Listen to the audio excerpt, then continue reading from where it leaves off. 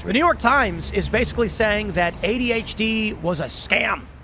They say, have we been thinking about ADHD all wrong? With diagnoses at a record high, some experts have begun to question our assumptions about the condition and how to treat it. Except South Park questioned it a long time ago, where they played a video and the doctor was like, our new treatment for ADHD is non-medical, non-invasive. Simply approach the child, and then he walks up to the kid and he slams the table and says, sit down and study.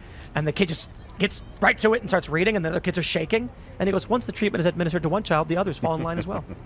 So the crazy thing about this that I think needs to be brought up right away, check this out. They say there was another distressing result they noticed in their data, a physiological one. The children who took Ritalin for an extended period grew less quickly than the non-medicated children did.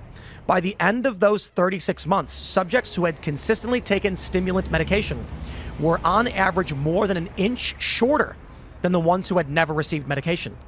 Many of the scientists in the MTA group assumed this height suppression in childhood would be temporary, that the shorter children would catch up during adolescence. But when data was collected again 9 years after the initial experiment, the height gap remained.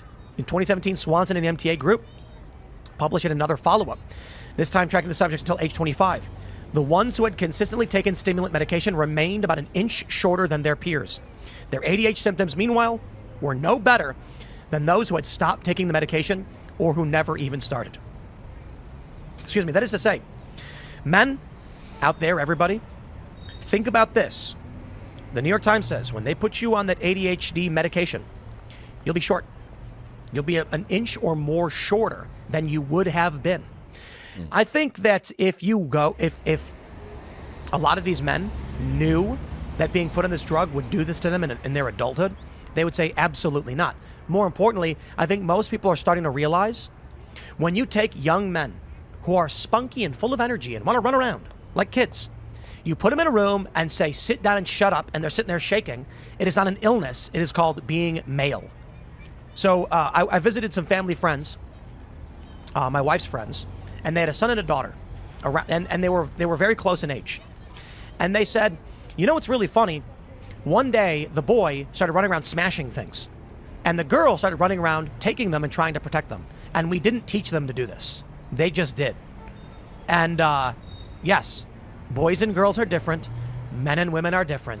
They are. So when they start drugging children en masse, and I think it's like, what, a fifth of kids are getting these drugs? It's not because the kids, anything's wrong with them. I think the data point that I saw in the article earlier was 23% of 17-year-olds currently, which is 1 in 4. 1 in 4. Yep, 23% of 17-year-olds. Look at this. 15.5% of American adolescents, 21% of 14-year-old boys, and 23% of 17-year-old boys. 7 million American children have received an ADHD diagnosis, up from 6 million in 2016. And what happens between 14 and 17? High school. So that's when you get hit with the high school teachers. So the 17-year-olds have a higher rate because they've spent more time in high school and had a high school teacher say, "Oh, this kid needs a prescription." It's such a scam, man. It's so bad. I wonder how much. You know what's really fascinating is that school sucks, and everyone knows it sucks.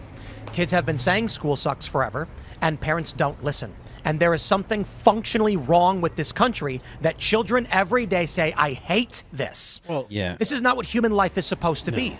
We're supposed to be working towards goals. Go back 200 years. The kids would wake up early and work with their parents. And sure, kids would be like, oh, I want to go hang out with my friends and things like this. But you weren't supposed to hate where you were at all hours of the day to the point where you get bullying and you get shootings and you get other nonsense. These schools are being run miserably, and that is why we must abolish the Department of Education. Well, among other things.